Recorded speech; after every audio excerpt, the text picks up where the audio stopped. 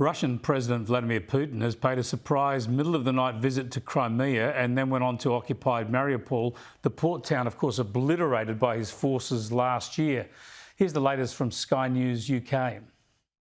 Described as a working trip to Mariupol, the president met members of the public who appeared to be on the streets way before dawn on a Sunday morning. Indicted for overseeing a mass child abduction program, dismissed by Moscow as null and void, he inspected a new children's playground. Much of Mariupol was destroyed in the fierce fighting that raged for months. It's from this ruined city that many children were taken to Russian-controlled territory and across the border into Russia itself.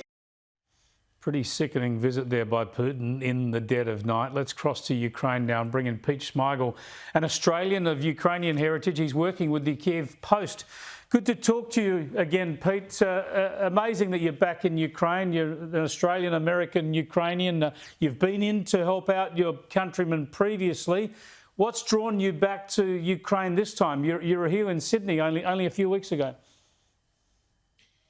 Chris, it's an extremely important story. We're watching the Ukrainians lead not only their own fight, but an international fight for democracy versus the largest and most cruel authoritarian in the world. So when we talk, for example, of Australians supporting Ukraine, whether that's providing Bushmasters or other forms of assistance, it's not only for the sake of Ukrainians, it's for the sake of global peace and security and the values that we as Australians subscribe to. So, yeah, that's why I'm here. You've got to tell this story.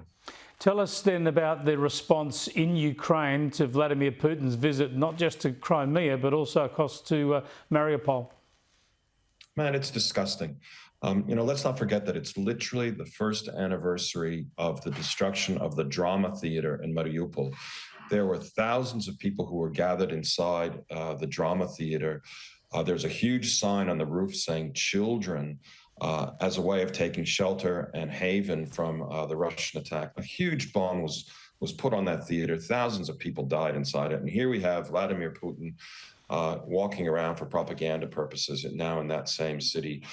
They've destroyed dozens and hundreds of buildings. They rebuilt one for the purposes of a PR exercise. In the old Soviet days, they used to build these Potemkin villages to show how perfect everything was under the Soviet Union.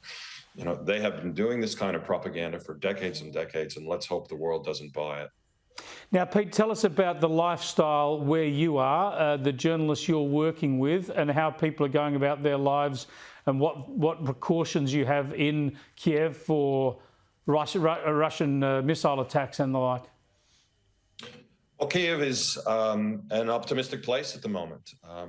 In terms of missile attacks and rocket attacks, the Ukrainian defense systems shoot down in order of 90% of the things that are fired at this place. And believe me, this place is an extremely modern European city. It's got hipper cafes than anything you'd find in Surrey Hills or in Brunswick. So there's a kind of optimism and a resilience here. I think what Ukrainians are most focusing on right now is the fact that we're all expecting a counteroffensive in the next few months.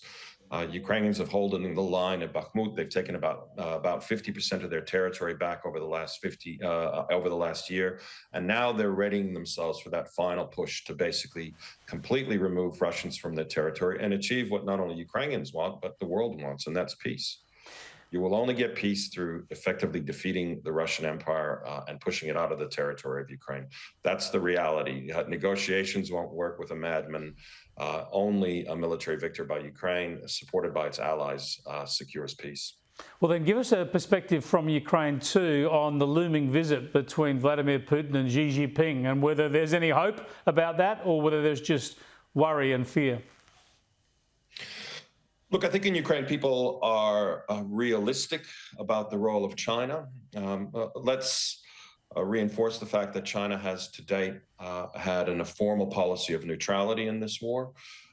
It has not directly provided military support to Russia.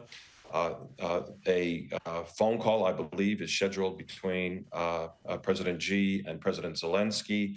There is still open lines of communication between Ukraine and China. China, yes, can play a very instrumental role here, and all eyes are in some respects upon China about whether it chooses to play a positive and productive role in terms of global stability, or whether or not it will embolden, a gentleman who is now charged with international war crimes for literally kidnapping kids. Think about how grotesque that is. It is just shocking. Pete, thanks so much for joining us. I really appreciate your insight. Stay safe. Thank you, Chris. Bye. Pete Shmigel there, who's a Sydney local. He's back in Ukraine, helping his people, helping his country. And you heard all that. It's great to get his insight right there from the capital of Ukraine.